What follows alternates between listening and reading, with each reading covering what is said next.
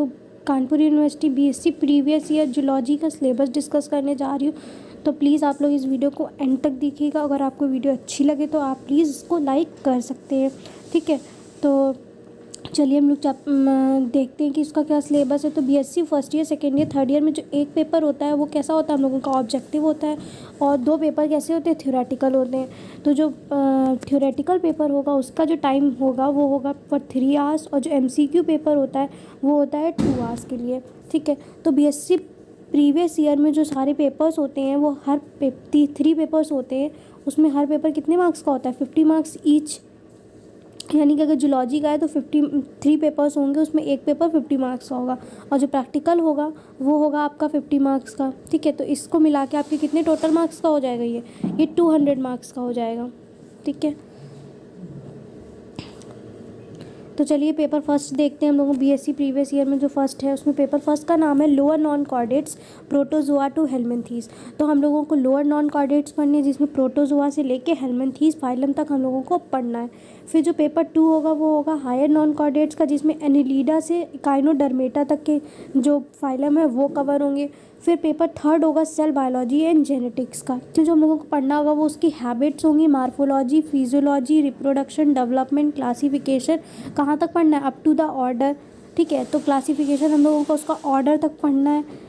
तो उनके जो एग्जाम्पल्स है, जिस भी फाइलम को हमको पढ़ना है उसमें उसके एग्जाम्पल के बेसिस पे हम लोगों को पढ़ना है। जैसे यूनिट फर्स्ट जो होगी वो उसमें प्रोटोजोअन्स होंगे, तो प्रोटोजोअन्स में हम लोगों को यूग्लिना, मोनोसिस्टिस और पैरामीशियम पढ़ना है, ठीक है।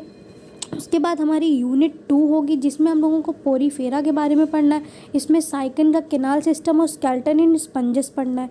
यूनिट 3 में हम लोगों को सीलेंट्रेटा और टीनोफोरा देखना है।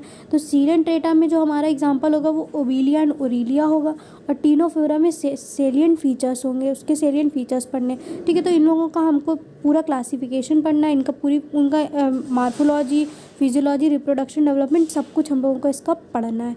फिर यूनिट 4 जो हमारी होगी उसमें होगा प्लेटीहेल्मिन्थीज जो फाइलम है उसमें जो हम लोगों को मेनली पढ़ना है वो लिवर फ्लूक के बारे में और टीनिया यानी कि टेप वर्म के बारे में पढ़ना है। फिर निमैटोहेल्मिन्थीज में एनसाइक्लोस्टोमेटा यानी हुकवर्म और स्कैरिस के बारे में पढ़ना है।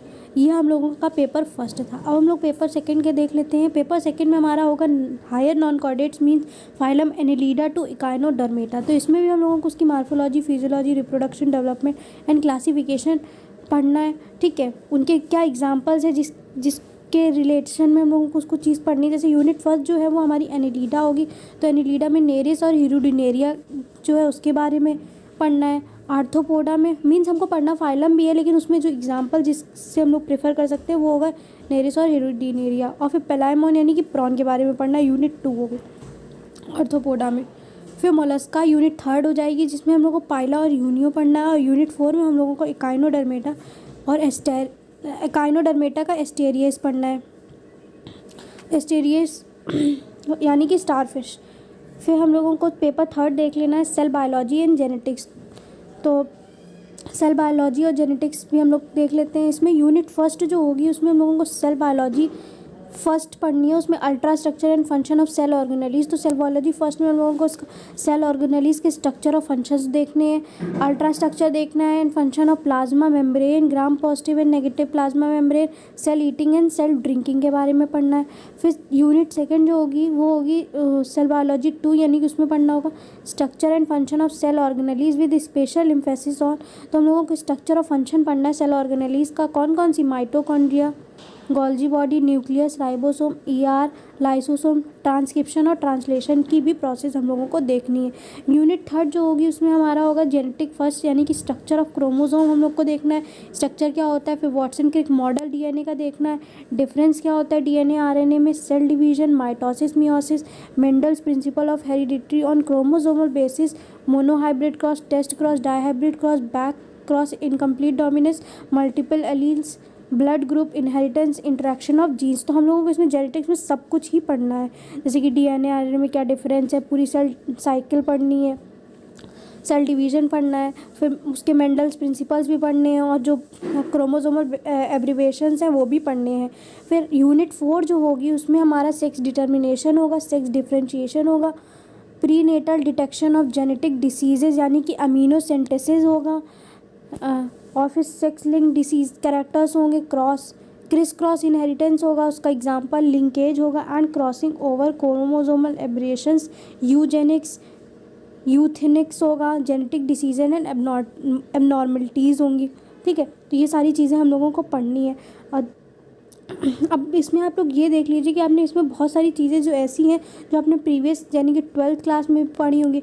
जैसे कि अगर हम लोग इसमें बात करें प्रोटोजोआ और हेलमिन्थीज़ में, तो इसमें आप लोगों ने प्रोटोजोआ हेलमिन्थीज़ में मतलब कि आपने जब क्लास 11th में होगा तो क्लासिफिकेशन पढ़ा होगा, बट आपने इतना डिटेल में नहीं पढ़ा होगा। तो आपको इसमें क्या करना है, डिटेल में हर चीज़ पढ़नी है।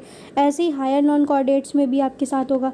लेकिन सेल बायोलॉजी की जो चीज़ें हैं, जैसे कि आप लोगों ने ट्रांसक्रिप्शन ट्रांसलेशन हो गया, और ये वाटसन क्रिक मॉडल हो गया, ये DNA RNA का डिफरेंस, ये सारी चीज़ें थोड़ी बहुत मतलब बेसिक हम लोगों ने 11th-12th में पढ़ा है। तो हम लोगों को इसी में ध्यान में रखते हुए इसमें और ज़्यादा चीज़ें और मतलब डिटेल में पढ़ना होगा BSc में। ठीक है, तो अगर आप लोगों को किस तरीके से पढ़ना है, कौन सी बुक लेनी है और कौन सी बुक लेनी है, कि बुक से पढ़ना है कि किससे पढ़ना है, अगर आपको इससे रिलेटेड कोई भी वीडियो चाहिए तो आप मुझको बता सकते हैं, मैं आपको उस पर वीडियो बना के दे सकती हूँ। ठीक है, तो थैंक यू फॉर वॉचिंग, और अगर आपको वीडियो अच्छी लगे तो प्लीज़ लाइक कर दीजिएगा।